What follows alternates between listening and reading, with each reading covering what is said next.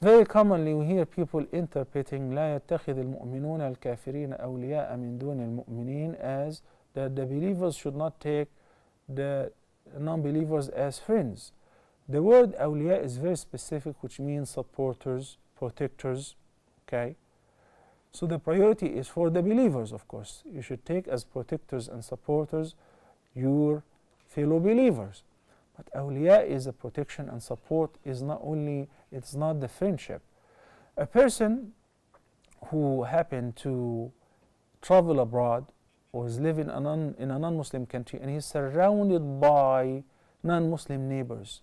At work, he's surrounded by non-Muslim co-workers and colleagues, not only Jews and Christians, fire worshippers, cow worshippers, rat worshippers. You are ordered to treat them kindly. حتى يسمع كلام الله. To treat them kindly. What kind of good treatment?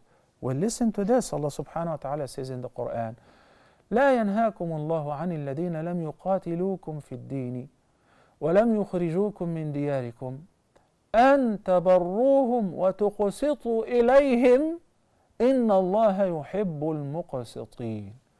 Allah does not forbid you to treat kindly and with justice and fairness and with birr, to be kind and gentle to the non-believers, non-Muslims, as long as they do not fight against you on account of your religion, nor kick you out of your homes or assist your enemies against you. It's as simple as that. إنما ينهاكم الله عن الذين قاتلوكم في الدين وأخرجوكم من دياركم وظاهروا على إخراجكم أن تولوهم. The prohibition is against those who declare their opposition and fight against you or assist enemies against you. But a co-worker who's a non-Muslim, I say good morning, how are you? Do you like a cup of tea? And in good occasions I would exchange gifts. This is how we show the etiquette and the adab of our deen.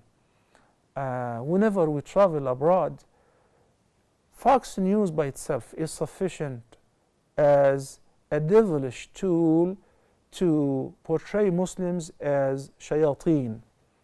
There comes our role when we deal with people to show them we are not like that.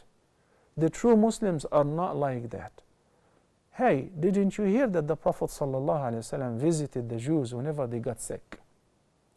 Didn't you hear that the Prophet ﷺ dealt with the Jews who were plotting against him, who tried to assassinate him? And a Jewish woman from Khaybar invited him for dinner and he responded and he went. And you all know that this Jewish woman actually poisoned the sheep to get rid of the Prophet ﷺ, and one of his companions was poisoned. We need to read the seerah, by the way. We need to learn the seerah in order to comprehend the Quran and be able to understand. It isn't sufficient to be judgmental based on your single personal understanding. In addition to, I many times disagree with many interpretation of the meanings, the English meanings, at least because this is what I read, of the Quran. The interpreter, in addition to being mastering the Arabic language and also the English language, has to understand the tafsir, because in many times, in many occasions, in most occasions, the one word is not befitting to give the exact sharp meaning of what's mentioned in the Quran. And the Nabi sallallahu alayhi wa sallam said, مَنْ يُرِدِ اللَّهُ بِهِ خَيْرًا يُفَقِّهُ فِي الدِّينِ. So if you're interested to be amongst the best, then study your deen and learn. Barakallahu fikum. Assalamu alaikum wa rahmatullahi wa barakatuh.